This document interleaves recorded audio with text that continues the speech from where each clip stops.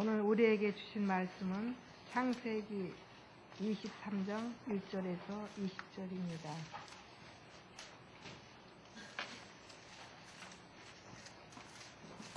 이제 봉독합니다. 사라가 127세를 살았으니 이것이 곧 사라가 누린 횟수라.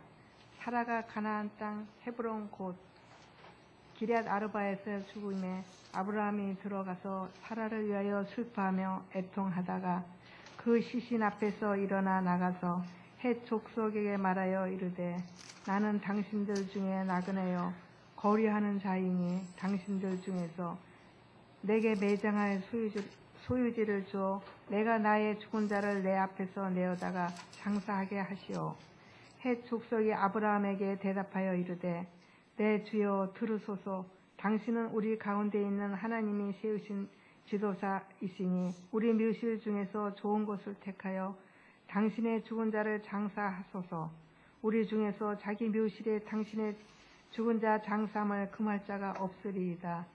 아브라함이 일어나 그 땅 주민 헷 족속을 향하여 몸을 굽히고 그들에게 말하여 이르되 나로 나의 죽은 자를 내 앞에서 내어다가 장사하게 하는 일이 당신들의 뜻일진데 내 말을 듣고 나를 위하여 소알의 아들 에브론에게 구하여 그가 그의 반머리에 있는 그의 막벨라 굴을 내게 주도록 하되 충분한 대가를 받고 그 굴을 내게 주어 당신들 중에서 매장할 소유주가 되게 하기를 원하노라 하매 에브론이 헷 족속 중에 앉아있더니 그가 헷 족속 곧 성문에 들어온 모든 자가 듣는 데에서 아브라함에게 대답하여 이르되 내 주여 그리 마시고 내 말을 들으소서. 내가 그 밭을 당신에게 드리고 그 속의 굴도 내가 당신에게 드리되 내가 내 동족 앞에서 당신에게 드리오니 당신의 죽은 자를 장사하소서. 아브라함이 이에 그 땅의 백성 앞에서 몸을 굽히고 그 땅의 백성이 듣는 데서 에브론에게 말하여 이르되 당신이 합당히 여기면 청하건대 내 말을 들으시오. 내가 그 밭 값을 당신에게 주리니 당신은 내게서 받으시오. 내가 나의 죽은 자를 거기 장사하겠노라. 에브론이 아브라함에게 대답하여 이르되 내 주여 내 말을 들으소서. 땅값은 은 400세겔이나 그것이 나와 당신 사이에 무슨 문제가 되리이까. 당신의 죽은 자를 장사하소서. 아브라함이 에브론의 말을 따라 에브론이 헷 족속이 듣는 데서 말한 대로 상인이 통용하는 은 400세겔을 달아 에브론에게 주었더니 마므레 앞 막벨라에 있는 에브론의 밭 곧 그 밭과 거기에 속한 굴과 그 밭과 그 주위에 둘린 모든 나무가 성문에 들어온 모든 헷 족속이 보는 데서 아브라함의 소유로 확정된지라. 그 후에 아브라함이 그 안에 사라를 가나안 땅 마므레 앞 막벨라 밭굴에 장사하였더라. 마므레는 곧 헤브론이라. 이와 같이 그 밭과 거기에 속한 굴 이 헷 족속으로부터 아브라함이 매장한 소유주로 확장되었더라. 이것은 하나님의 말씀입니다. 지난주 저희들이 살펴본 말씀 다시 나누도록 하겠습니다. 여호와 이레 하나님께서 준비하신 그 놀라운 역사를 저희들이 살펴보았습니다. 하나님께서는 우리의 모든 것을 다 예비하시고 준비하십니다. 어떤 사람이 그 하나님의 능력을 경험할 수 있는가? 하나님의 예비하신 또 하나님께서 언제나 채워주신 그 역사를 경험할 수 있는가? 순종하는 자죠. 아브라함처럼 그것까지 정말 내가 가장 중요하게 생각하는 그것까지 내놓은 사람. 그런 사람이 이런 주님의 능력, 위대한 또 예비하심을 경험할 수 있다 하는 것을 보았습니다. 그리고 이삭의 아내 리브가까지 하나님께서 준비해 가시는 그런 모습을 저희들이 살펴보았죠. 오늘 계속해서 창세기 23장 말씀 나누도록 하겠습니다. 그 사라가 결국 하나님의 품으로 돌아가게 됩니다.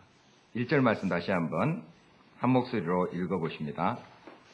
사라가 127세를 살았으니 이것이 곧 사라가 누린 횟수라. 그러니까 22장에 나오는 이삭의 나이가 한 10서너 살 정도 우리가 추측을 해봤죠. 장작을 이렇게 짊어지고 갈 정도면 그 정도 소년이 되었을 것이다. 이렇게 본다면 지금 이제 사라의 나이가 127세니까요. 90세 때 이삭을 낳았죠. 이삭의 나이는 37. 계산 잘하시네요. 이제 세월이 많이 지났습니다. 지금 22장과 23장 차이는 한 24년 차이가 나요. 그 자세히 그런 것을 다 기록할 수가 없잖아요. 성경에 지면이 한정되어 있기 때문에. 이렇게 뚝 이렇게 떨어져서 또 사라가 죽은 이야기가 나옵니다. 결국 127세에 하나님 품으로 가고 있는 사라의 모습을 보게 됩니다. 우리 인간은 누구나 하나님께로 돌아갑니다. 저도 돌아갈 것입니다. 또 여러분도 하나님 앞으로 돌아가겠죠. 언젠가는 돌아갑니다. 언젠지는 우리가 잘 알 수 없지만 그러나 언젠가는 돌아갑니다. 사라도 돌아갔어요. 사라의 일대기를 우리가 다 살펴볼 수는 없지만 그의 특징적인 그런 모습을 몇 가지 살펴볼 수 있습니다.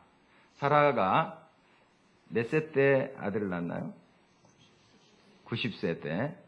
그러면 한 14살 때 결혼을 했다고 치면 한 70년 동안 자식이 없었어요. 한번 생각을 해보십시오. 그 당시의 문화를 생각해 보십시오. 또 우리나라 50년, 100년 전의 그 상황들 생각해 보십시오. 자녀가 없다. 굉장히 큰 고통입니다.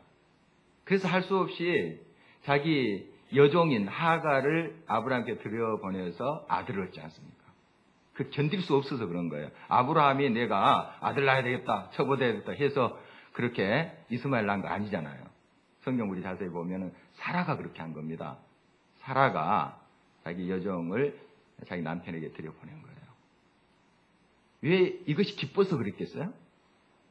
기뻐서? 아니죠. 정말 참지 못하는 거죠. 자식이 없다는 걸. 그게 한입니다. 70여 년 동안 그 한을 품고 산 여인이에요.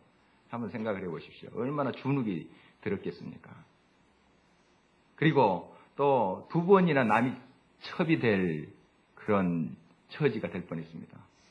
그러니까 아브라함이 그 사라를 자기 누이라고 속인 거죠. 애굽에 가서 또 그랄에 가서 2번이나 그렇게 속여요.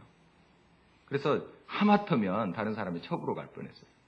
참 기구한 운명입니다. 기구한 운명. 그리고 자기 아들을 또한 첩의 소생인 하갈의 소생 이스마엘이 괴롭히는 그 장면도 우리가 살펴봤죠.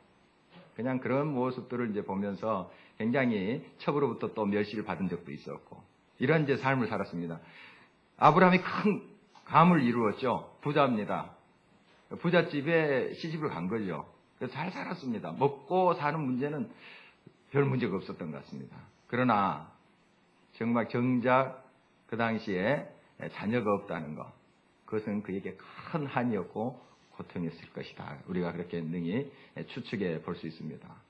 그러나 이 사라의 특징을 한마디로 이야기한다면 있어야 할 곳에 있었던 사람, 그렇게 한번 정리를 해보았습니다.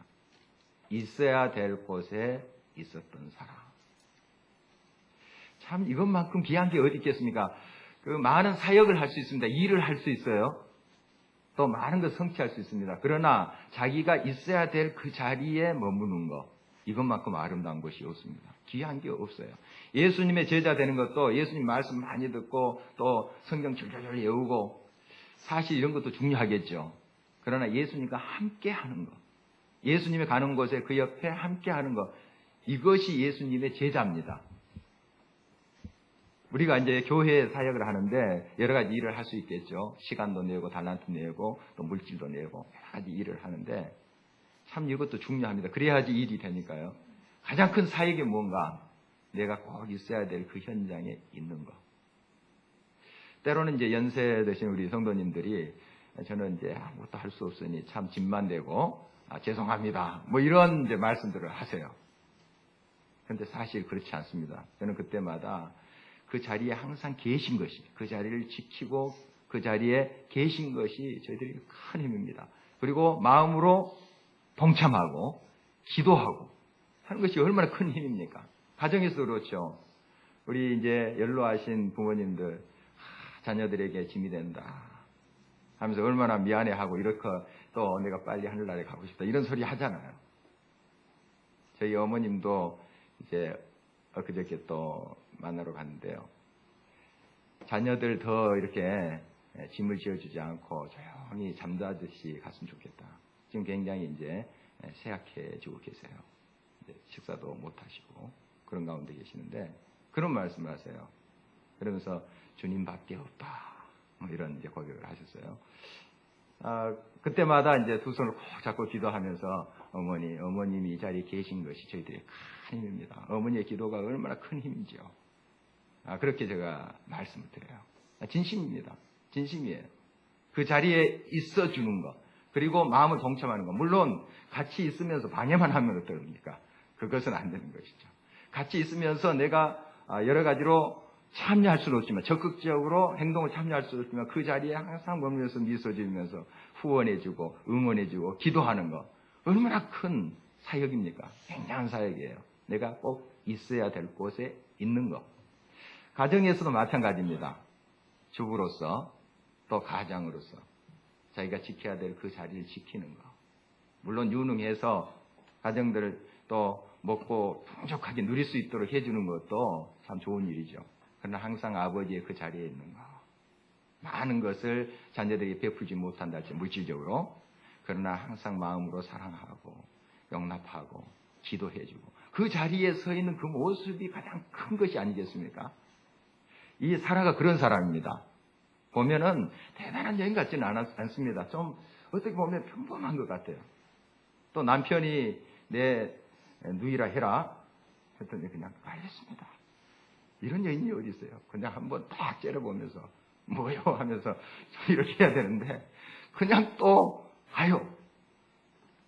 애굽에서도 바로한테 이렇게 또 가요.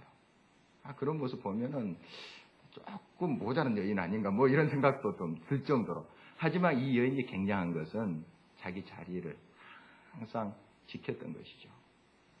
남편이 정말 말한 대로 순종하면서 이렇게 그 자리를 지킨 모습, 이거 쉬운 것이 아닙니다. 쉬운 게 아니에요. 그런 사라의 모습을 봅니다. 그래서 하나님께서 그 사라를 열국의 어미, 복의 통로로 세우신 것 아닙니까? 사라가 127세에 죽었습니다. 성경에 여자가 죽은 나이 유일하게 이거 한 곳입니다. 남자들은 좀 많이 나오는데 여자가 몇 세에 죽었다. 성경에 신구약 성경 통틀어서 딱 한 군데입니다. 그만큼 이 사라가 대단한 사람입니다. 없는 듯 하면서 조금 뭔가 모자라다 이렇게 보이는데도 이 사람이 굉장한 사람이에요. 그 자리를 꿋꿋이 지켜갑니다. 그리고 하나님 약속을 받잖아요. 이삭 아들을 얻잖아요. 믿음으로 끝까지 갔던 사람이 이 사라입니다. 여러분의 인생에 꼭 있어야 될 곳, 머물러야 될 곳, 그곳에 있는 여러분 되시길 바랍니다. 하나님의 사역을 하는데 동참하고 같이 마음을 합하고 하는 것이 얼마나 귀한지 모릅니다. 여러분이 그런 삶을 살 때 하나님께서는 그것이 비록 작은 것이라 할지라도 작은 섬김과 동참이라 할지라도 하나님께서 기뻐하시고 역사하십니다. 이런 하나님을 언제나 우리가 바라봐야 될 것입니다. 이제 사라가 죽었습니다. 아브라함이 어떻게 그 상황에서 반응하는가 2절 말씀 한번 보도록 하겠습니다. 사라가 가나안 땅 헤브론 곧 기랏 아르바에서 죽음에 아브라함이 들어가서 사라를 위하여 슬퍼하며 애통하다가. 아브라함 나이가 지금 몇 세인가요? 초등학교 좋은 데 나오셨습니다. 137세. 10살 차이니까요. 137세. 한번 생각해 보시죠. 물론 그 당시에 좀 수명이 길었지만은 지금 할아버지입니다. 할아버지. 그리고 이삭 낳을 때 이제 낳기 전에 아들 낳는다 할 때 웃었잖아요. 우리 다 늙었는데 내 아내도 늙었고 다 늙었는데 어떻게 그게 가능하겠나 하면서 속으로 웃었잖아요. 지금 할아버지입니다. 할아버지. 지금 할아버지 수염 하얀 할아버지가 지금 아내가 죽었다고 펑펑 울고 있는 거예요. 애통했다. 슬퍼하면서 애통했다. 얼마나 그 사라를 사랑했으면 그랬을까요? 물론 사랑하지 않는 사람도 이제 죽을 때쯤은 한 번쯤 울어주고 뭐 이렇게 슬퍼하는 그런 마음을 가질 수도 있겠지만 이 모습 보면은 그 할아버지가 시신 앞에서 엉엉 우는 모습입니다. 굉장히 사랑했어요. 우리가 성경을 보면은 그 사라를 사랑하는 아브라함 마음 느끼잖아요. 할 수 없이 자기 목숨 부지하기 위해서 아내를 누이라 속이는 그런 비겁한 일을 하긴 했지만은 사실 사라를 굉장히 예뻐했습니다. 그래서 그렇게 속인 이유도 이뻐서 그런 거 아닙니까? 아리따워서 자기 보기에. 자기 눈에 굉장히 사라가 나이가 들어도 예쁘게 보이는 거죠. 성경이 그렇게 예뻐서 아리따워서 그랬다고 이유가 나옵니다. 그렇게 속인 이유가. 그러니까 이것은 이제 아브라함의 눈에 그렇게 보이는 거죠. 예쁩니다. 그냥 다른 사람이 어떻게 볼지 몰라도 자기 눈에 굉장히 예쁜 그런 아내의 모습. 그래서 정말 그 마음이 얼마나 사라가 예뻤겠는가 우리가 상상해 볼 수 있죠. 그 아브라함이 딱 한마디 하는데 그렇게 순종하면서 하는 그런 사라의 모습 너무 예뻐했습니다. 귀하게 생각했죠. 그리고 사라가 말하면 또 듣습니다. 그것을 우리가 21장에 살펴봤잖아요. 그냥 사라가 말하니까 하나님께서 그렇게 해라. 사라 말도 해라. 그대로 순종하는 것을 볼 수가 있습니다. 어떻든 이렇게 사랑하면서 통곡합니다. 우리 예수님 믿는 사람은 사랑하는 사람이 죽었을 때 울지 말아야 되나요? 어떻습니까? 우는 게 당연하죠. 그 믿음 없는 게 아닙니다. 천국 못 믿는다고 우리가 울고 그럽니까? 천국 다 믿지만은 우리가 이별의 슬픔이 있어요. 인간적인 그런 감정이 있는 것이죠. 예수님도 나사로가 죽었다는 소식을 들었을 때 어떻게 하십니까? 비통해 하시면서 눈물 흘리시잖아요. 예수님도 우셨어요. 우셨습니다. 울 수 있는 거죠. 그러나 절망적으로 천국이 없는 것처럼 절망해서 울어서는 안 됩니다. 절망적으로. 우리 천국을 믿는 사람이니까 이별의 슬픔 때문에 우리가 통곡하지만 울지만은 절망적인 울음은 안 되는 것이죠. 이 아브라함은 그 이별의 슬픔 때문에 자기 아내 앞에서 지금 울고 있죠. 그러나 언제까지 이렇게 울고만 있을 겁니까? 언제까지? 사랑하는 사람 떠났다. 이제는 다 모든 게 헛되다. 의미 없다. 이렇게 하면서 계속 그 자리에 주저앉아 있어야 되겠습니까? 아니잖아요. 3절 한번 보겠습니다. 그 시신 앞에서 일어나 나가서 해 족속에게 말하여 이르되 그 시신 앞에서 어떻게 했다고요? 일어났다. 한참 울다가 통곡하고 눈물 닦고 탁 털고 일어난 거예요. 우리가 모든 일에 있어서도 그렇죠. 어떤 실패와 좌절, 슬픔 이런 것에 계속 매여 있는 사람이 있습니다. 못 헤어나요. 거기에 매여서 그냥 인생을 굉장히 고달프게 사는 그런 사람들도 있습니다. 그런 사람들을 주변에서 많이 만나게 돼요. 그런데 우리 예수님 믿는 사람들은 물론 그런 어려움과 또 아픔 속에서 눈물을 흘릴 수 있지만 절망이 올 수 있지만 그러나 다 토해내고 하나님 앞에 와서 또 그 현장에서 다 하나님 앞에 고백하고 털고 일어나야 돼요. 그리고 앞을 향하여 갈 수 있는 그런 믿음의 사람이 돼야 되죠. 아브라함은 그런 사람이었습니다. 그래서 이제 그곳에 그 헤브론에 있는 사람들 헷족속이 이제 살고 있었는데요. 이 헷족속은 히타이트라고 우리 역사책에 나오는 그 족속입니다. 철기 문화를 퍼뜨렸던 그 히타이트 족속인데 이 헷족속들에 가서 이제 자기 아내를 안치할 그런 매장지를 구하게 됩니다. 왜냐하면 지금 아브라함은 나그네로 와 있습니다. 이렇게 더부살이를 하고 있어요. 더부살이를 하고 있는 처지라 자기 땅이 없습니다. 그냥 빌려서 물론 땅 세를 주고 이렇게 했는지 얼마 이렇게 바치고 했겠죠. 세금을 주고 그렇게 땅을 사용한 줄로 압니다. 자기 땅이 없었어요. 그러니까 이제 땅을 좀 살려고 했었습니다. 매장지가 있어야 되잖아요. 매장하려면. 그래서 이제 그 헷 족속에게 이야기를 합니다. 4절 말씀 같이 한번 읽겠습니다. 나는 당신들 중에 나그네요 거류하는 자이니 당신들 중에서 내게 매장할 소유주를 주어 내가 나의 죽은 자를 내 앞에서 내어다가 장사하게 하시오. 그랬더니 이 헷사람들이 말을 합니다. 6절입니다. 같이 읽겠습니다. 내 주여 들으소서. 당신은 우리 가운데 있는 하나님이 세우신 지도자이시니 우리 묘실 중에서 좋은 것을 택하여 당신의 죽은 자를 장사하소서. 우리 중에서 자기 묘실에 당신의 죽은 자 장사함을 금할 자가 없으리이다. 이렇게 대답합니다. 이 아브라함에 대해서 이런 표현을 하는데 당신은 우리 가운데 있는 하나님이 세우신 지도자이십니다. 햇사람들이 그렇게 이야기하고 있는 거예요. 지금 아브라함이 햇사람들이 살고 있는 그 헤브론 그 지역에 와서 좀 살게 된 거잖아요. 이방 외인입니다. 외인이 들어와서 살았어요. 그런데 그곳에 얼마나 잘했으면 이 사람이 인정을 하고 있습니다. 이 사람들이.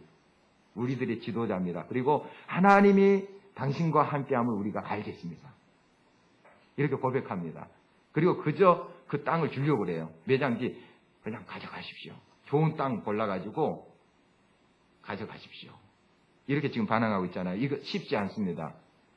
만약에 필리핀이나 저기 베트남 사람이 와가지고 이 나라에서 인정받기가 쉽지 않잖아요. 뭐 경찰관 됐다, 뭐 교수 됐다, 뭐 이런 뉴스는 듣곤 합니다.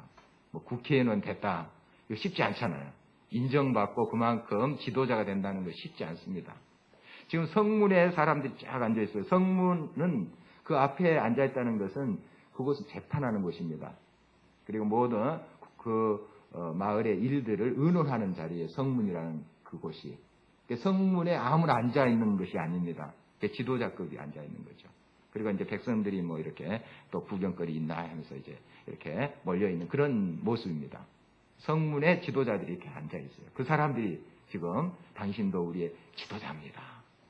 이렇게 하는 걸 보아서 이 아브라함이 이곳에 살면서 얼마나 잘했는지 그들을 섬겼는지 알 수 있습니다. 하나님을 믿고 신뢰하고 따라가는 사람들은 이 세상 속에서 섬기는 자가 돼야 됩니다. 인정받는 사람들이 돼야 되죠. 아브라함은 그들의 마음을 얻은 사람입니다. 살짝 겸손하게. 이 아브라함의 모습 보십시오. 7절 말씀 같이 한번 읽겠습니다. 아브라함이 일어나 그 땅 주민 헷 족속을 향하여 몸을 굽히고 이 할아버지 137세 할아버지가 다 굽히면서 얼마나 그들을 존경하는 모습으로 또 이렇게 겸손하게 그들 대하고 있는지 압니다. 이것이 제스처가 아니고 꾸며서가 아니고 아브라함 삶 속에 묻어난 것입니다. 햇사람들 금방 압니다. 아, 저 사람 쇼하는구나.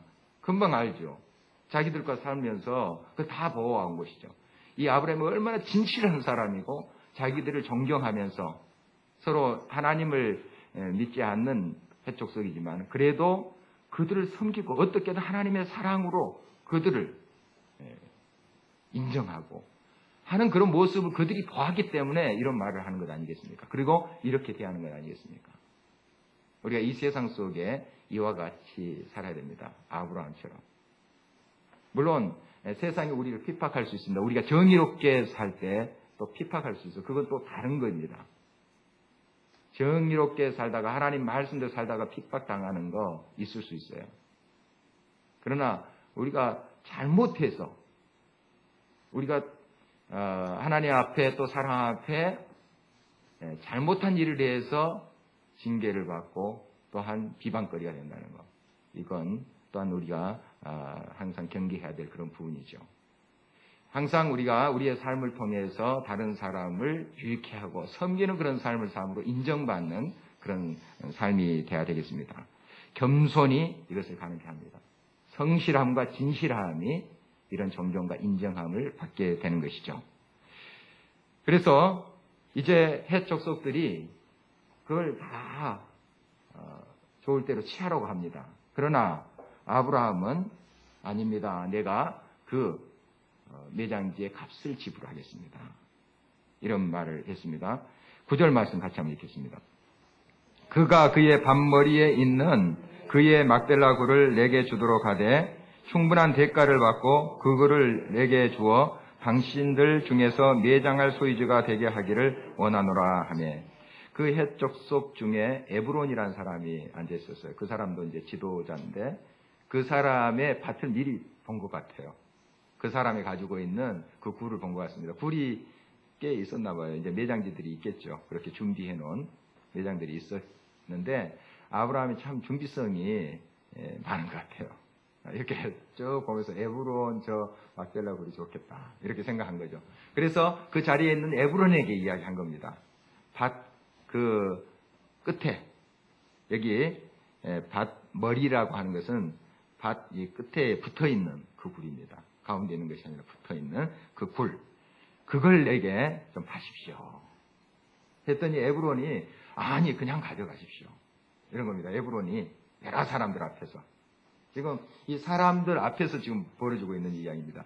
성경에 보면은 여러 백성들 앞에서 그들이 눈에 보이는 대로 이런 표현들이 계속 반복됩니다. 보면 지금 사람들이 많이 있다는 것, 증인들이 많이 있다는 것을 볼 수가 있죠. 그런데 지금 아브라함이 구하는 것은 이 굴입니다. 매장하는 그 장소. 밭 끝에 있는 그러한 매장지를 구하는데 아브라함이 이렇게 그 매장지의 값을 다 지불하겠다 했을 때 에브론이 이렇게 다시 말해요. 13절 같이 한번 읽겠습니다. 그 땅의 백성이 듣는 데서 에브론에게 말하여 이르되 당신이 합당히 여기면 청하건대 내 말을 들으시오. 내가 그 밭값을 당신에게 주리니 당신은 내게서 받으시오. 내가 나의 죽은 자를 거기 장사하겠노라. 밭까지 나왔습니다. 밭 끝머리에 있는 굴만 구했어요. 그 아브라함이.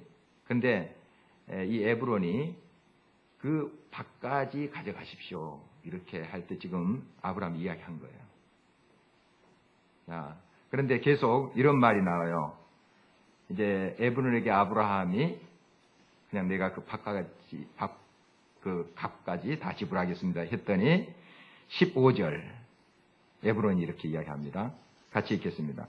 내 주여 내 말을 들으소서. 땅값은 은 400세겔이나 그것이 나와 당신 사이에 무슨 문제가 되리까? 당신의 죽은 자를 장사하소서. 은 400세겔은 키로수로 4.56kg, 1200돈 정도 된답니다. 은 1200돈. 굉장히 비싸게 지금 그 값을 매기고 있는 겁니다.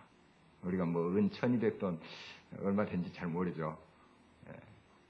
물론 이제 그 보석상 하시는 분들은 금방 답이 나오겠지만 좀 상상이 안 되잖아요. 굉장히 4.56kg이니까 이 은이 굉장히 좀 많은 양의 은인 것 같습니다.